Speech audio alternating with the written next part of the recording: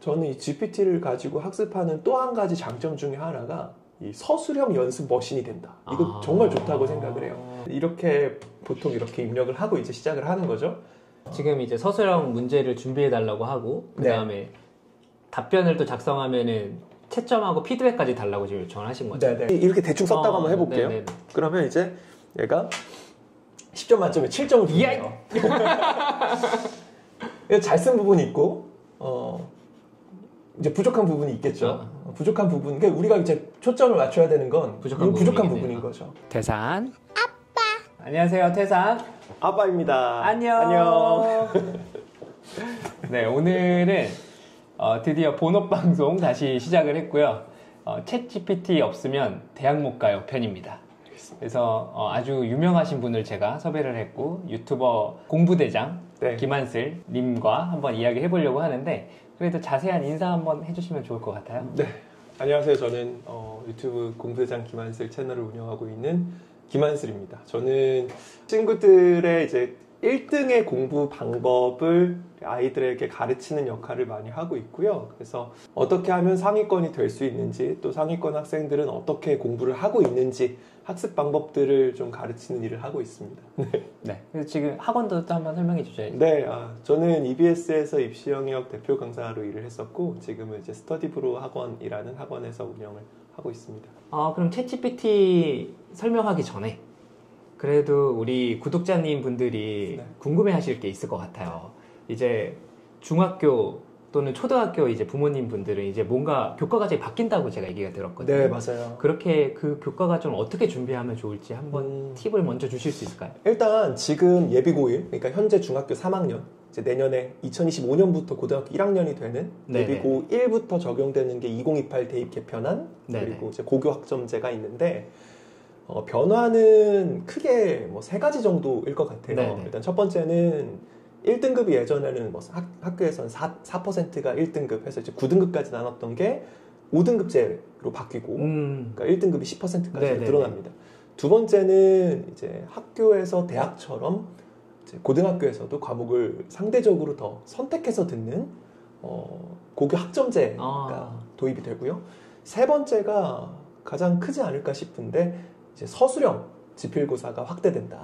아직 이 부분은 일선 학교에서 어느 정도로 반영이 될지는 뚜껑을 열어봐야 알겠지만 이게 정착되기 시작하면은 과거에 이제 객관식과 단답형 주관식 지필고사에서 서술형 뭐 20자 이상, 뭐 30장 이상, 뭐 30단어 이상 뭐 쓰게 하는 이 서술형 지필고사가 점점 자리를 잡아가겠죠.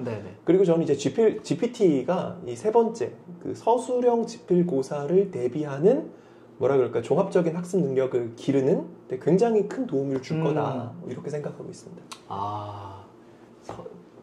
살기 팍팍하네요. 네, 맞습니다. 힘듭니다.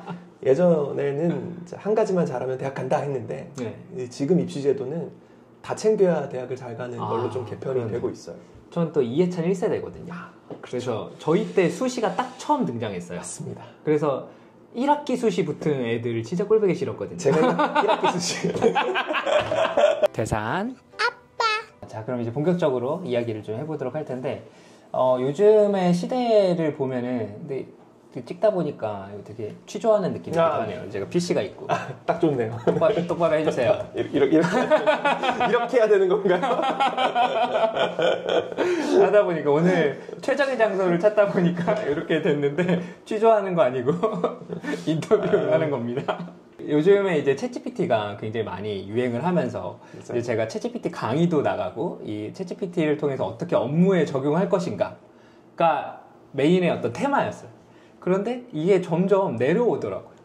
그래서 대학생들한테 그리고 대학생이 되기 전에 이제 이 학교를 가려고 하는 수험생들한테 그리고 또 수험생에서 또 이제 아예 아이들까지 이제 챗 GPT를 배우는 시대가 되다 보니까 이 챗 GPT를 가지고 하는 것들이 굉장히 다양해진다라는 이야기를 제가 굉장히 많이 듣고 있어요. 그래서 특별히 이 학원가에 대해 시장은 어떻게 변동되고 있는지 그것도 좀 궁금한 면이 있고 그리고 제목이 그랬죠. 챗GPT 모르면 대학 못 가요. 이런 것처럼 이게 단순히 챗GPT를 활용해서 뭐 그냥 그 자기소개서 쓰고 이런 수준이 아니라 실제로 공부하는 데 도움이 된다라는 이야기를 살짝 해주셔가지고 그걸 제가 캐치해서 한번 우리 공부대장 김한슬님의 지식을 한번 쭉 빼내 보려고 합니다. 아낌없이. 아낌없이. 네. 그래서 첫 번째 질문 드리고 싶은 게 챗GPT가 진짜 학원가에 영향을 주고 있나요? 학생들에게 영향을 미치는 건 사실 학원보다는 학교가 영향을 미치고 있다라고 저는 생각을 해요. 왜냐하면 실제로 학원 같은 경우에는 기본적으로 저는 헬스장하고 비슷하다고 생각을 하거든요. 그러니까 지식을 배우는 거기도 하지만은 사실 그거보다는 반복적으로 훈련하러 가는 곳에 가깝다 보니까 챗 GPT가 뭐 영향을 미쳐봐야 미칠 수 있는 게 그렇게 많지는 않아요. 근데 학교는 좀 다르죠. 학교는 이제 우리가 크게 봤을 때 성적을 매기는 게 지필고사하고 수행평가가 있는데 이 수행평가 영역에서는 이미 챗 GPT가 엄청난 역할을 하고 있다. 사실 어떻게 보면은 예전에 이제 구글 검색이 처음 등장했을 때 답을 다 찾아줬잖아요. 그래서 그때 그런 우려가 있었던 것 같아요. 애들이 다 검색해서 베끼니까 다 바보 되는 거 아니냐. 그렇지만 그 중에서도 그냥 긁어다 베끼는 친구 있는 반면에 그 검색한 걸 가지고 자기 걸로 소화해서 공부하는 친구가 있잖아요. 근데 이제 GPT는 그게 더 심화될 거라고 생각해요. 약간 저는 뭐라 그럴까요? 좀 너무 딴 얘기인 것 같은데 우리 빈부격차 발생하는 것처럼 지식의 격차가 엄청 발생하지 않을까. 그래서 이걸 잘 쓰는 친구들은 진짜로 공부를 하는데 활용을 하면서 잘 쓰고 있고요. 그리고 저는 이게 진짜로 도움이 많이 된다고 생각을 하고, 잘 못 쓰는 친구 같은 경우에는 이제 GPT를 거의 그냥 우리 해줘 머신으로 쓰는 거죠. 그냥 수행평가 해줘. 아예 그냥 맡겨버리고. 써줘. 그러니까 밑도 끝도 없어요. 뭐 질문을 어떻게 잘할까, 이걸 가지고 어떻게 공부할까가 아니고 우리 수행평가 쓰고 써줘 해서 한 거 긁어다가 제출하고 이렇게 하다 보니까 이게 엄청난 격차가 발생을 더 할 거예요. 옛날에는 이 검색 엔진에서 복사 붙여넣기 한 결과물을 보면 티가 나잖아요. 그러니까 이걸 확인할 수가 있는데 GPT의 가장 큰 장점이다 단점은 이 답변의 퀄리티가 내용의 어떤 이 사실 진위 여부를 떠나서 일단은 완성된 것처럼 보인다는 거잖아요. 그치. 그러니까 이걸 구별하기가 굉장히 쉽지 않아서 어떻게 보면 정말 이제 그걸 그냥 정말 단순하게 해저 머신으로 쓰는 친구들은 이제 뇌가 할 일이 점점 없어지는 거죠. 그냥 바보가 되지 않을까. 저는 그렇게 생각합니다. 네. 이제 우리 태린이가 6살인데 이제 곧 또 몇 년 지나면은 학교에 갈 거고 학교 가서 중학교, 고등학교 가게 될 텐데 그때 이 수행평가를 그런 식으로 할 수도 있겠구나라는 생각이 지금 확 드네요. 맞아요. 그래서 수행평가들이 사실 좀 바뀌고 있어요. 그러니까 옛날에는 이 가정에서 친구들이 뭐 준비해서 작성을 해오는 수행평가들이 있었다면 지금 수행평가들은 이제 해오는 거는 해주잖아요. 그러니까 학교에서 하는 수행평가로 방향이 바뀌고 있죠. 그러니까 예를 들어서 이제 사전에 예를 들어서 영작을 한다. 옛날에 영작을 해오기만 하면 되는데 이제는 영작을 해온 거를 외워서 써야 되는 거죠. 그러니까 그걸 GPT가 해줬다고 하더라도 학교에서 일단 외워와야지 쓰니까 이제 학교에서도 이제 그런 걸 좀 걸러낼 수 있는 현장 확인 방식으로 좀 수행평가가 바뀌고 있다. 뭐 이렇게 생각해요. 약간 채용시장도 비슷하네요. 채용시장에서도 그 자기소개서 쓴 거 다 GPT를 썼는지 돌려보거든요. 그렇구나. 그런 느낌으로 지금 가고 있구나. 이제 서로에 대한 믿음이 굉장히 부족해지는 시대가. 맞아요. 그래서 어떻게 보면 이 컨텐츠 자체보다도 그냥 그 사람의 뭐라 그럴까요? 본질적 능력? 그러니까 뭐 자소서보다는 면접 뭐 이렇게 바뀌는 것 같아요. 네. 그런 느낌이 있겠네요. 그래도 뭐 하나 긍정적인 거는 우리 때는 제가 나이가 그렇게 많진 않지만 02학번이니까 이때 중고등학교 때를 생각해 보면 숙제를 안 해가서 이렇게 많이 맞았거든요. 그럴 일은 또 없긴 하겠네요. 그렇죠. 그래도 최소한의 최소한의 뭐 어떤 걸 할 수 있겠네. 저는 참 그렇게 생각이 되는 게 이제 저도 GPT를 활용해서 뭐 학원에서도 쓰고 이제 강의에서도 쓰고 제가 공부할 때도 많이 쓰는데 제가 학교를 다닐 때 이게 있었으면 정말 대단했겠다는 생각이 들더라고요. 그러니까 저는 이제 공대 출신인데 제일 힘들었던 게 저는 코딩 과목 공부하는 게 너무 힘들었거든요. 왜냐하면 책을 보고 하는데 이해가 잘 안 되는 거예요. 근데 그렇다고 해서 뭐 학원 다니기도 힘들고 물어볼 사람도 없고 그러니까 수업 따라가는 게 되게 힘들어서 똑같은 과목을 3번 들었던 적도 있어요. 근데 이 GPT를 가지고 코딩을 하니까 제가 이제 최근에 대학원 이제 석사 과정을 다시 공부를 하고 있는데 이제 통계 프로그램 코딩하는 과목이 있었어요. 네네.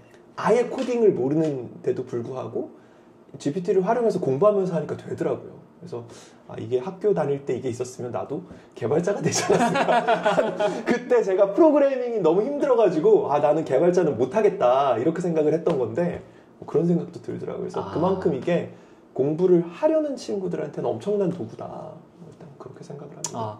그러면 이제 공부를 하려는 친구들이 챗 GPT를 어떻게 활용을 해야지 잘 쓴다고 할 수 있을까요? 일단 제가 뭐 예시를 몇 가지 보여드리려고 뭐 준비한 것들이 있는데 뭐 하면서 화면 한번 보여주시겠어요? 대산 일단 그 챗 GPT를 가지고 활용할 수 있는 방법이 엄청 많은데 제가 한 3가지 정도만 일단 예시를 들어볼게요. 우리 학생들이 제일 힘들어하는 거. 네네. 그 요즘 친구들이 영어 단어 외우는 걸 굉장히 힘들어하는데 영어 단어 외우는 거에 어려운 지점이 혹시 뭔지 아세요? 영어 단어를 제가 굉장히 잘 외웠었거든요. 네. 그때 가장 어려운 지점은 안 외워지는 거죠. 원래 그렇잖아요. 영어 단어가 어려운 건 영어 단어 우리 잘 안 쓰니까 잘 안 외워지는 게 당연히 어려운 지점인데 요즘 친구들이 느끼는 가장 큰 어려운 지점 중에 하나는요. 영어 단어장에 적혀있는 한글 뜻을 몰라요. 그게 문제예요. 그러니까 예를 들어서 제가 여기 보면 요새라고 적혀요. 그러니까 포트리스에 요새라고 단어장에 적혀 있는데 친구들이 그 요새를 요즘이라고 생각을 하는 거예요. 그래서 그걸 성 같은 거야 라고 설명을 해줘야 되는 거예요. 그러니까 한글 단어를 영어 단어를 보고 한글 단어 옆에 있는 걸 가지고 막 외워요. 그래서 답도 맞아요. 그래서 이게 무슨 뜻이야 물어보면 몰라요. 궁극적으로라는 말을 잘 몰라요. 그러니까 예를 들어서 영어 단어도 마찬가지로 마치 우리 태린이한테 그림으로 한글 가르쳐 주는 것처럼. 맞아요. 그래서 예를 들어 궁극적으로 결국 결론적으로라는 뜻을 가지고 있습니다. 이렇게 되잖아요. 그래서 저는 일단 그 친구들이 GPT를 활용할 수 있는 첫 번째 키워드는 그 맥락을 이해하는 거. 다시 말해서 문제집을 보면 또는 이런 영어 단어장을 보면 이렇게 문제 상황과 이제 개념이 적혀 있는데 그 개념에 적힌 어휘를 모르는 경우가 되게 많아요. 그래서 그 맥락을 학습하기 위한 게 일단 첫 번째다. 제일 단적인 예가 이제 챗 GPT에서 이제 단어 뜻을 공부를 할 때 이 맥락을 알려달라는 걸 우리가 사전에 입력을 할 수가 있잖아요. 그러니까 예를 들어서 뭐 그때 뭐 이렇게 집어넣어 놓고 이렇게 설명을 하면은 이제 밑에가 나오잖아요. 그러니까 이게 영단어 사전뿐만 아니라 사실 친구들한테 필요한 건 한국어 사전이 같이 있어야 되는 거예요. 그래서 제가 영어 단어 입력했을 때 영어 뜻뿐만 아니라 그게 원래 어떤 의미를 가지는지 뭐 한국어 사전 수준으로 공부를 할 수 있다. 근데 이런 것들은 저는 이제 그 보통 이렇게 그냥 미리 입력을 해서 이제 커스텀 GPT로 만들어 놓으면 예를 들어서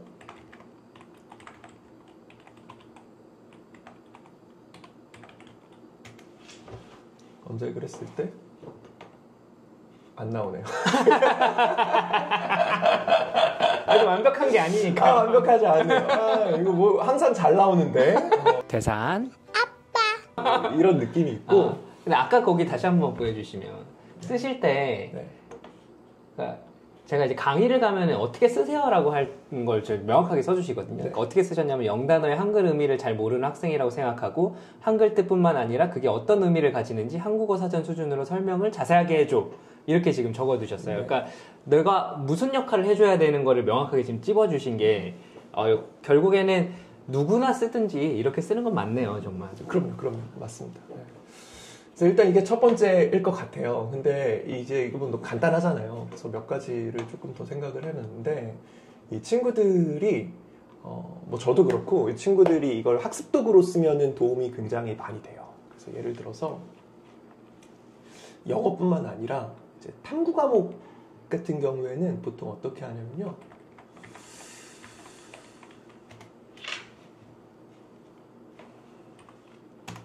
와, EBSI 지금 20 몇 년 만에 보네요.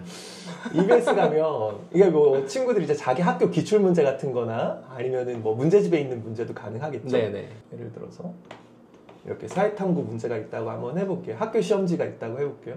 또는 이제 그 교과서도 좋고요. 저는 그래서 요즘에 그 PDF가 제공되거나 또 PDF를 만들 수 있는 그냥 PDF 아니고 스캔된 거 말고 이렇게 긁을 수 있는 긁어야 되네. 그렇죠. OCR이 되는 이 PDF가 굉장히 중요한 가치가 있다고 생각을 해요. 그래야지 이제 인식이 되잖아요. 그러니까 예를 들어서 이 친구가 이게 시험범위라고 하면 뭐 이런 정부 형태에 대한 어떤 뭐 문제가 있고 이게 시험범위라고 한번 해볼게요. 그러면 물론 이거 PDF를 그냥 뭐 업로드하는 방법도 가능하지만 예를 들어서 이렇게 하면 이제 뭐 문제 풀이를 이제 해주겠죠. 좋은 세상이네요. 자, 근데 이제 여기서부터 전 시작이라고 생각을 해요. 이거 그냥 공부하는 거는 뭐 해설지 봐도 있어요. 네. 근데 실제로 이제 2028 대입 개편안, 그러니까 지금 현재 예비고 1부터 적용되는 2028 대입 개편안의 여러 가지 변화 중에서 큰 것 중에 하나가 서술형 지필고사 확대거든요. 그러니까 옛날에는 객관식이잖아요. 네. 그리고 주관식이 보통 반답형이에요. 네. 근데 일단 방향성 자체가 서술형의 확대예요. 그러니까 답을 예를 들어 옛날 같은 경우에는 위와 같은 정부 형태를 뭐라고 하는가 하면은 의원 내각제 하면 정답 이렇게 하는 건데 이제 앞으로는 문제 자체가 의원 내각제의 뭐 특징과 주요 뭐 국가를 서술하시오 하면 그냥 문장으로 써야 되는 거죠. 그러니까 앞서 이야기한 것처럼 친구들 단어 뜻도 모르는데 이걸 서술형으로 쓰려 그러면 굉장히 큰 어려움을 겪을 거 아니에요. 그렇겠네요.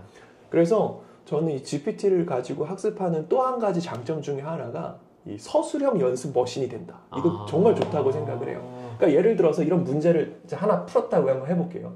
이 친구는 이 서술형을 연습하고 싶어요. 그러면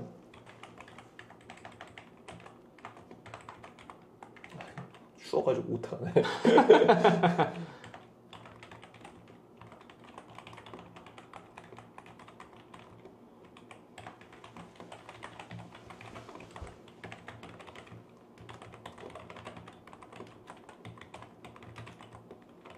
이렇게 보통 이렇게 입력을 하고 이제 시작을 하는 거죠. 예를 들어서 지금 이제 서술형 문제를 준비해 달라고 하고 그 다음에 답변을 또 작성하면은 채점하고 피드백까지 달라고 지금 요청을 하신 거죠. 네네. 그리고 보통 이제 공부할 때는 이런 내용을 아예 그냥 이제 커스텀 GPT에다가 넣어놓고 거기에 그 학습 PDF도 아예 넣어놓으면 가능해요. 그래서 보통 저는 이제 교과서나 아니면은 이제 문제집의 PDF 파일을 이제 챕터별로, 그러니까 너무 파일이 길면 애가 인식을 잘 못하니까 챕터별로 한 10장 정도를 PDF로 따로 뽑아가지고 그 커스텀 GPT에다가 넣어놓고 첨부한 파일에서 서술형 문제를 출력해라. 그리고 내가 답변을 입력하면 채점하고 다음 문제를 출력해라를 넣어놓고 이제 문제 머신이 되는 거죠. 이렇게 하고 이때부터는 이제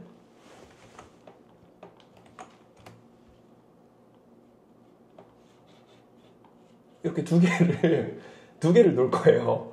그래서 한 개는 정말 검색기로 쓰는 거고요. 한 개는 이제 내 답변하는 문제집으로 쓰는 거죠. 그래서 예를 들어서 여기 지금 아까 이게 이제 답변해서 내가 공부를 해야 되잖아요. 근데 공부를 해야 되는데 예를 들어서 이 문제를 그대로 검색하면 얘가 그냥 답을 줄 거 아니에요. 그럼 이제 학습이 안 되잖아요. 다만 내가 여기 있는 이제 용어는 잘 모를 수 있잖아요. 답변을 작성하기 위한 용어.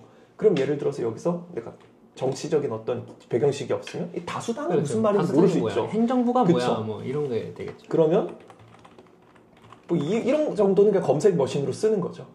그래서 내가 이 내용을 알고 그리고 나서 이제 이런 것들을 참고해서 이제 답변을 쓰는 거예요. 이렇게 대충 썼다고 한번 해볼게요. 네네. 그러면 이제 얘가 10점 만점에 7점을 주네요. 잘 쓴 부분이 있고 이제 부족한 부분이 있겠죠. 부족한 부분, 그러니까 우리가 이제 초점을 맞춰야 되는 건 부족한 부분인 거죠. 그래서 만점 답변 넷이 이 정도다. 그럼 이제 우리는 이걸 가지고 공부를 하는 거예요.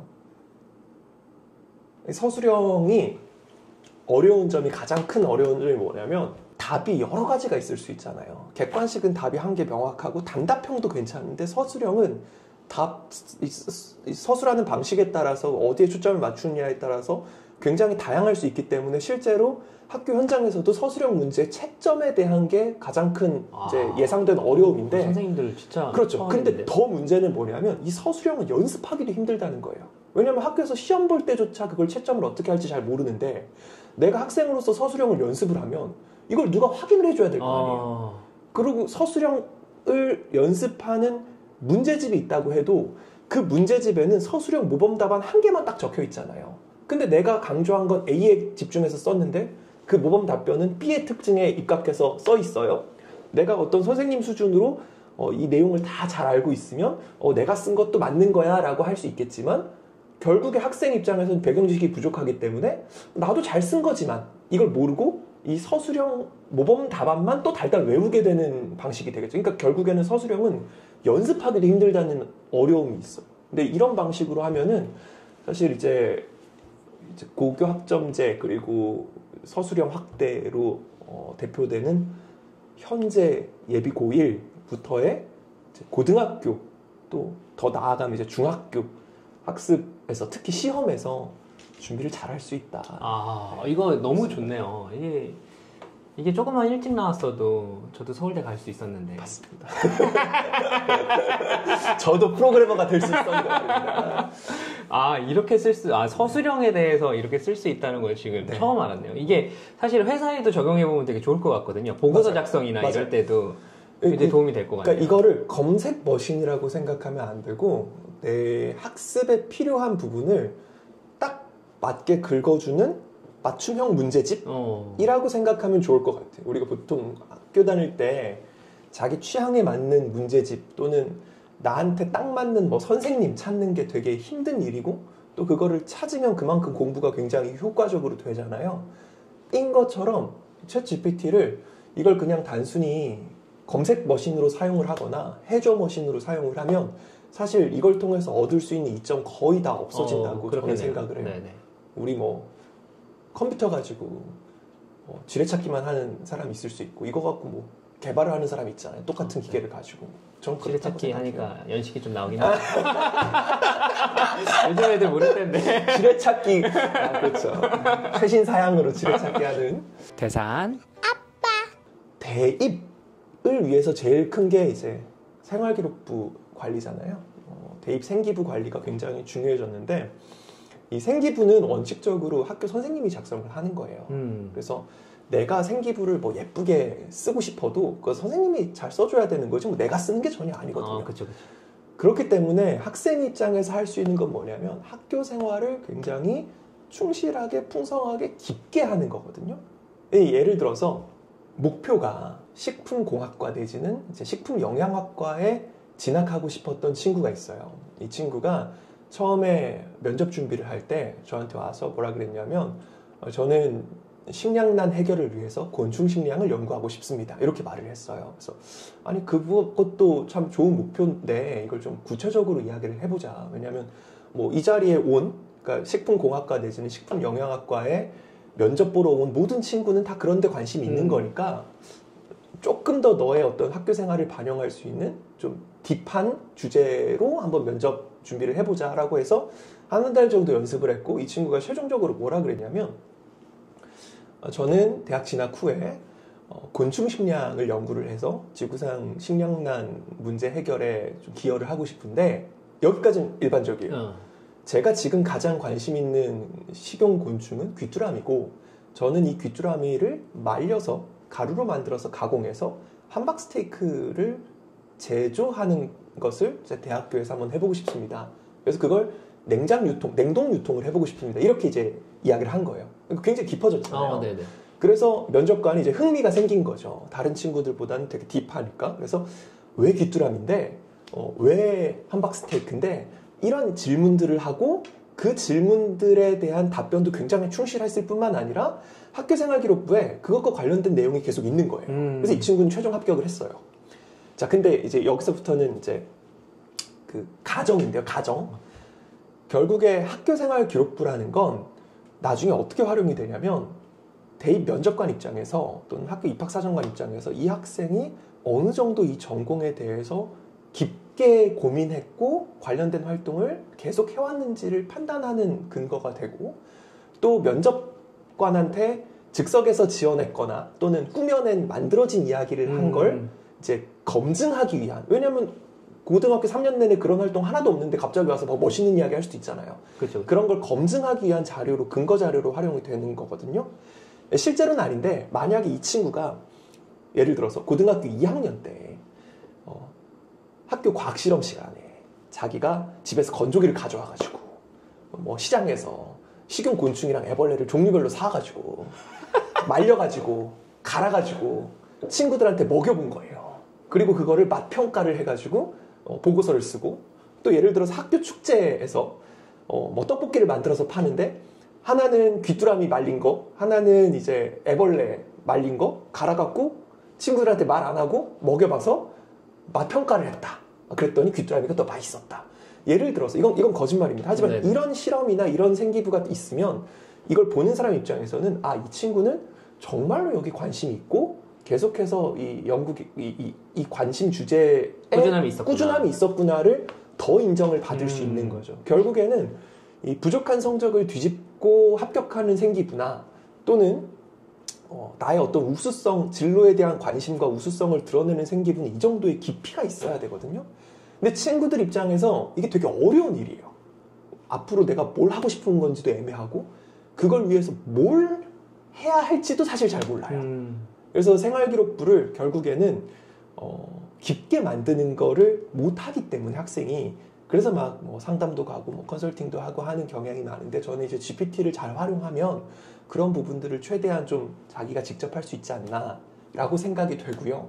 그 부분에서 뭐 한 가지 이야기를 해보면요. 와, 진짜 요즘 학생들 쉽지 않겠네요. 쉽지 않습니다. 그러니까 예를 들어서 기본적인 거는 이거 한 번만 보여주세요. 여기 이렇게. 제가 오늘 촬영을 위해서 촬영을 위해서 네. 연구 주제를 그냥 간단하게 한번 이렇게 해볼게요. 나는 식용 곤충에 관심이 있는 학생이야. 학교 실험 과목에서 할 만한 실험 주제를 추천해줘. 예를 들어서 이제 처음에 이렇게 시작을 하겠죠. 왜냐하면 지금 머릿속에 아무것도 없는 상태니까. 네네네. 곤충 단백질의 영양 분석 뭐 여러 가지가 이렇게 뜰 겁니다.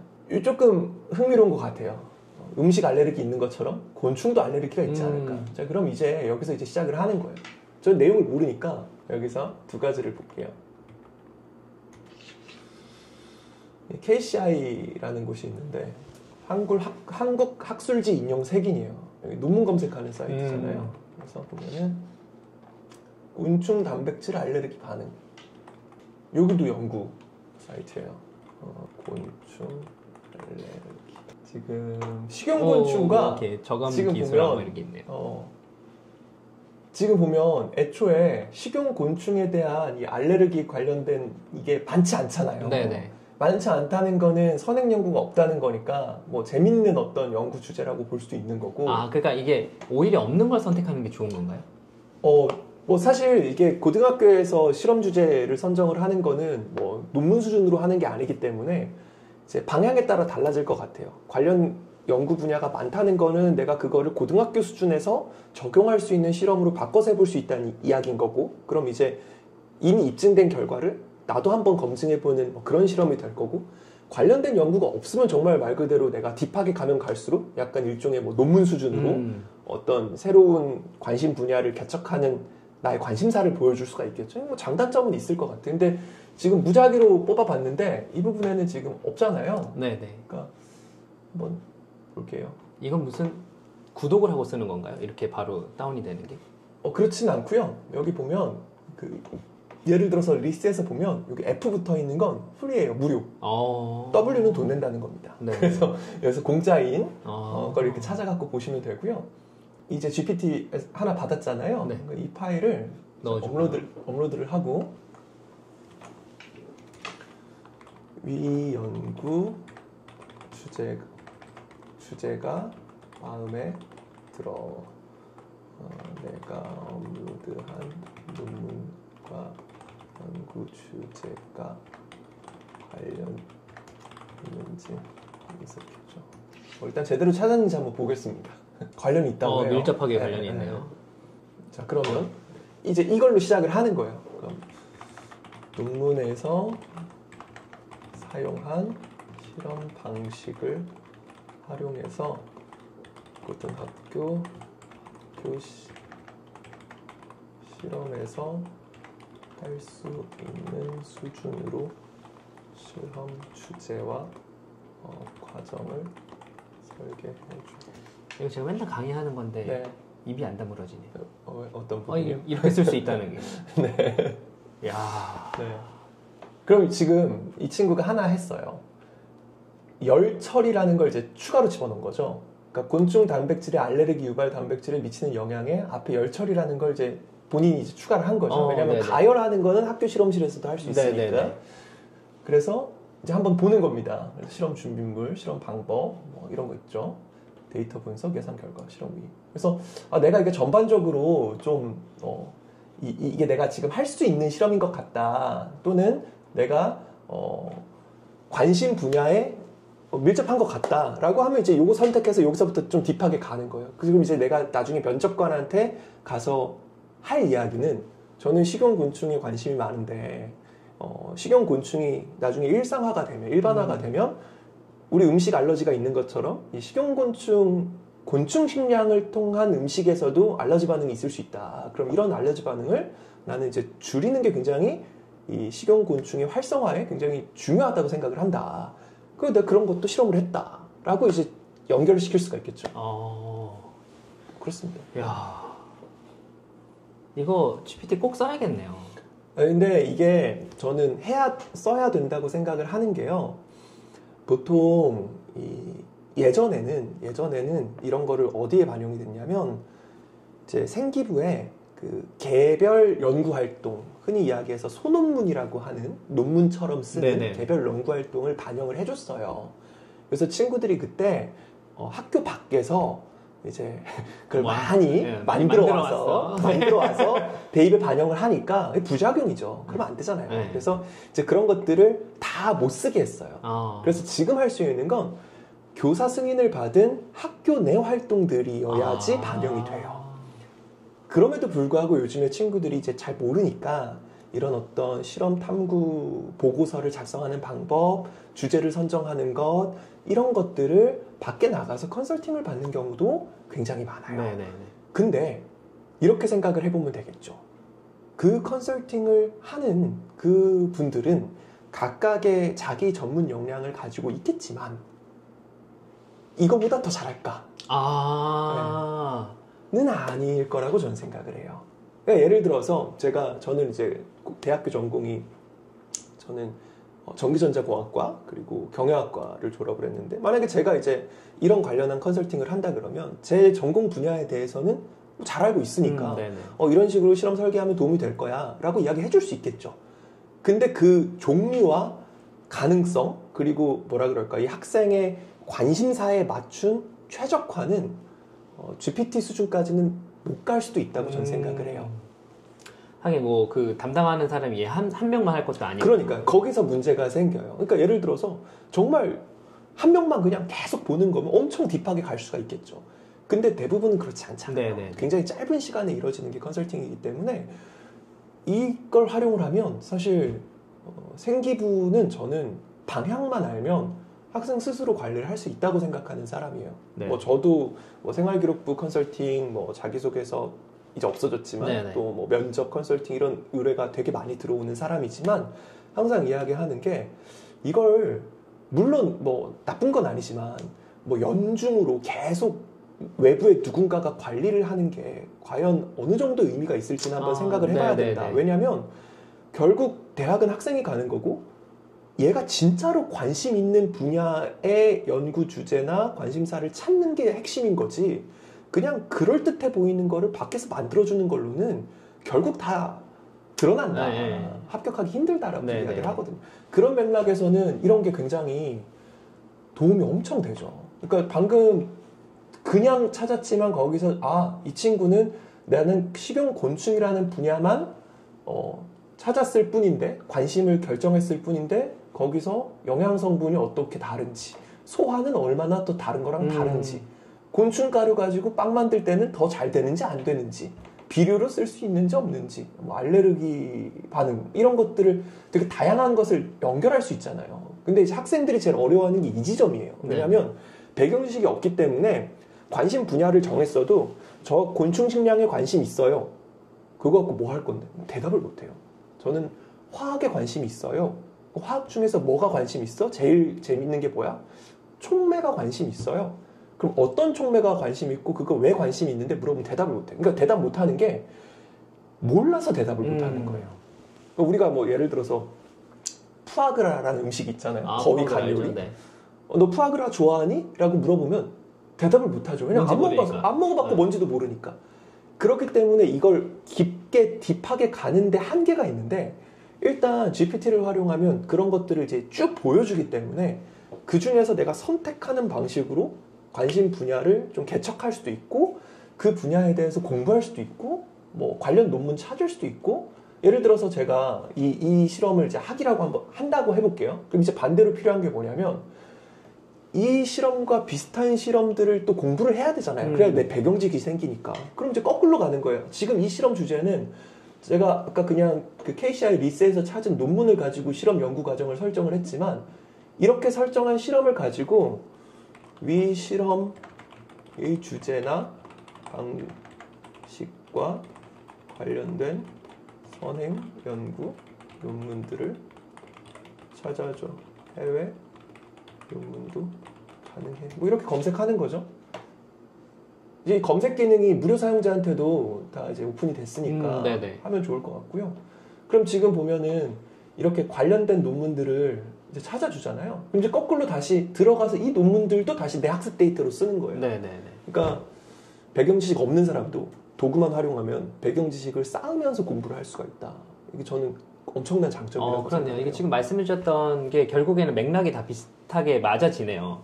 그러니까 결국 이 챗GPT를 사용하면서 이 수험생들이 가져갈 수 있는 장점이 세 가지였죠. 첫 번째는 결국에 단어, 영어의 단어와 한국의 단어의 뜻을 같이 이제 공부할 수 있는 점이 있었고, 그 다음에 문제 머신을 만들 수 있는 게 있었고, 그 다음에 이건 전 되게 놀라웠는데 생기부를 관리할 수 있다는 거. 그렇죠. 생기부를 내가 할 수 있는 영역을 직접 관리할 수 있는 거죠. 실험 탐구 그거를 보고서. 마치 누군가한테 컨설팅을 받듯이. 그렇죠. 컨설팅을 받듯이 할 수 있습니다.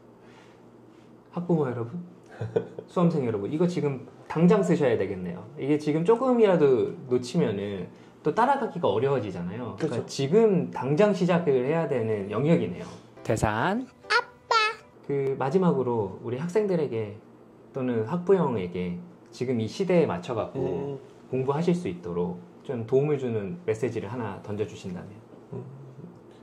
일단 이제 챗GPT 또는 이제 생성형 AI, 저도 뭐 여러 종류를 다 써보고 있는데 시대의 흐름이잖아요. 그러니까 이거를 뭐 막는 건 불가능하다고 생각을 해요. 다만 우리가 경계해야 되는 건 뭐냐면, 그 노래방이 생기면서 우리가 노래 가사 잘 못 외우잖아요. 못 외우죠. 휴대폰이 좋아지면서 전화번호 못 외우잖아요. 그게 더 심화될 수 있다고 생각을 해요. 예전에는 공부할 때 검색해서 검색 결과를 외우기라도 했는데, 그리고 가공이라도 했는데, 이제는 해달라는 대로 다 해주고 그냥 내 취향에 맞춰서 다 만들어주니까 뇌가 할 일이 점점 없어지는 거예요. 그럼 결국에 GPT를 쓰긴 쓸 텐데, 저는 이 GPT를 적극적으로 쓰는 사람들 또는 학생들과 굉장히 제한적으로, 굉장히 단편적인 검색 기능으로 사용하는 이제 학생들로 분화가 될 거라고 생각을 해요.